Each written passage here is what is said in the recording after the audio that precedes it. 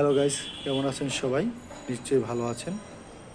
তো আজকে যে বিষয়টা নিয়ে আপনাদের সামনে হাজির হয়েছি সেটা হলো গাঁথুনির জয়েন্টে র্যাকিংটা কি, এই র্যাকিংটা আমরা কতটুকু করব, কেন করব, সেই বিষয়টি নিয়ে আপনাদের বিস্তারিত বলতে চাচ্ছি। তো সেই পরিপ্রেক্ষিতেই আমরা প্রথমেই বলে নিই, গাঁথুনির জয়েন্ট যাই হোক, 10 মিলিমিটার হোক বা 12 মিলিমিটার হোক, এটা এক এক জায়গায় এক একভাবে দেয়া থাকে যে এই জয়েন্ট কত হবে, এটা ফিজিক্যাল বিষয়ের উপর নির্ভর করবে।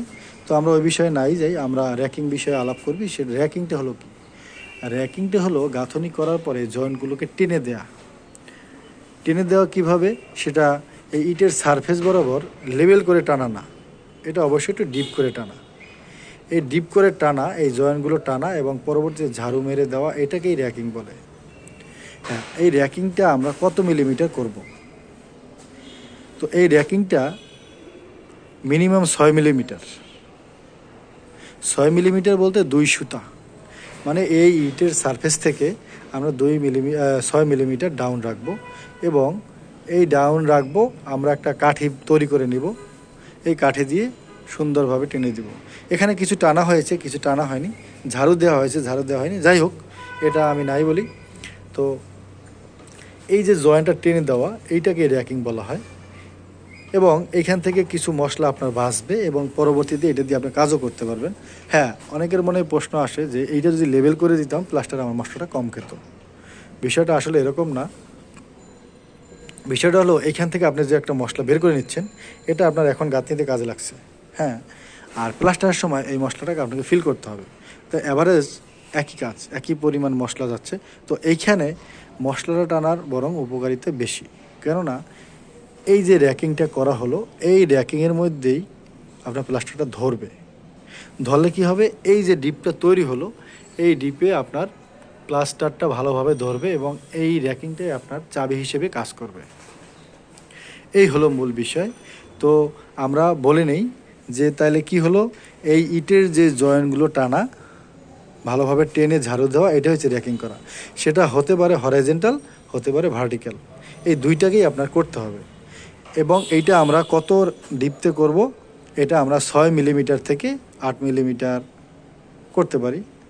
কেউ বেশি করতে চাইলে 10 মিলিমিটার করতে পারেন। তো আমরা ওটার দিকে যাচ্ছি না, আমরা 6 থেকে 8 মিলিমিটার করব, এটার মধ্যে থাকছি। এবং এটা কেন করা হয়? এটা করার মূল উদ্দেশ্য হলো প্লাস্টারের মশলাটাকে ভালোভাবে গাঁথনি ধরবে এবং এই র্যাকিংটা প্লাস্টারের কি হিসাবে, অর্থাৎ চাবি হিসেবে কাজ করবে। এটাই হলো মূল বিষয়। এবং এই যে গাঁথনিটা যখন আপনি র্যাকিং করবেন, র্যাকিং করলে যেটা হবে, গাঁথনিটা আপনার অনেক সুন্দর লাগবে, অনেক সুন্দর, যেটা আপনাকে না দেখলে আপনি বুঝবেন না। এখানে হয়তো বা অনেকটা বোঝা যাচ্ছে না।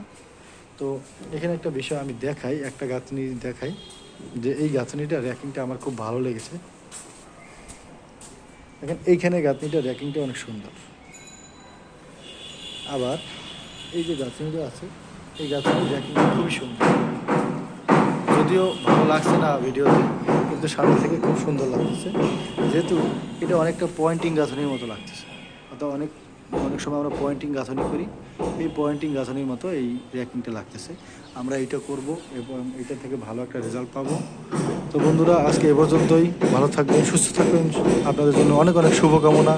এবং আপনারা অবশ্যই আমার চ্যানেলে নতুন হয়ে থাকলে সাবস্ক্রাইব করবেন এবং আমার পেজে ফলো দিয়ে থাকবেন। আমার পেজের নাম civil engineering tips and tricks, এটার সাথে যুক্ত হবেন এবং আপনার ইউটিউব চ্যানেলের সাথে এটা লিঙ্ক দেওয়া আছে।